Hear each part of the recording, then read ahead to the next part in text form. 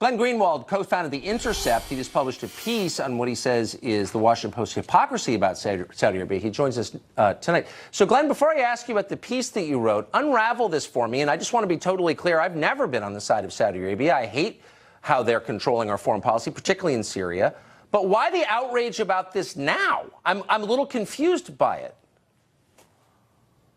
The Saudis have been murdering journalists, murdering dissidents for decades. They've been doing it at a heightened rate for the last 2 years.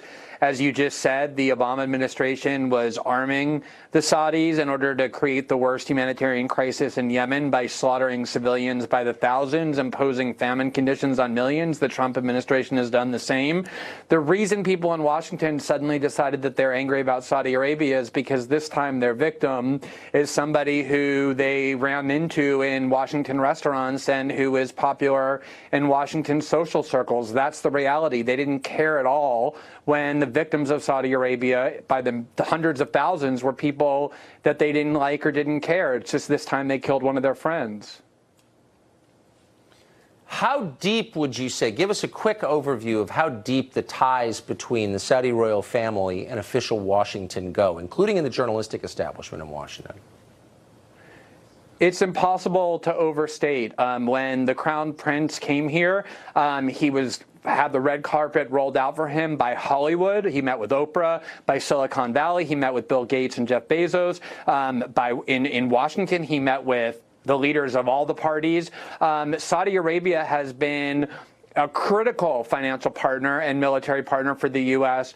for a long time. The interests go so deep in Wall Street and the defense industry.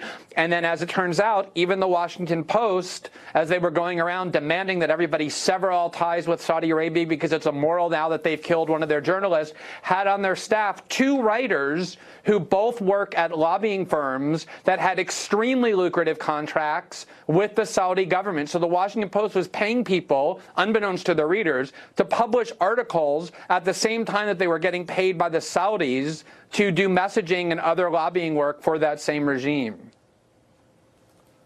Can you very quickly tell us who they are so those of us who read the Post can know that as we assess their writing? Yeah, I mean, the 2 of them are Carter Eskew, who was the top-level Gore advisor back in 2000, who formed the Glover Park Group, which is mostly Democratic elite. And the other one is Ed Rogers, a longtime Republican operative, who is a founding partner in Haley Barbour's firm, the former head of the RNC, who was in charge of communications for the Saudis in Washington. And they were both Washington Post writers for a long time now, unbeknownst to readers, and they were only told that they had to get rid of their Saudi contracts once we published our article by the Washington Post. But so many major media outlets, including all the cable news networks, have regular commentators who work for consultant and lobbying firms who are paid to disseminate messaging unbeknownst to the people who are hearing them. And it should be a huge journalism scandal.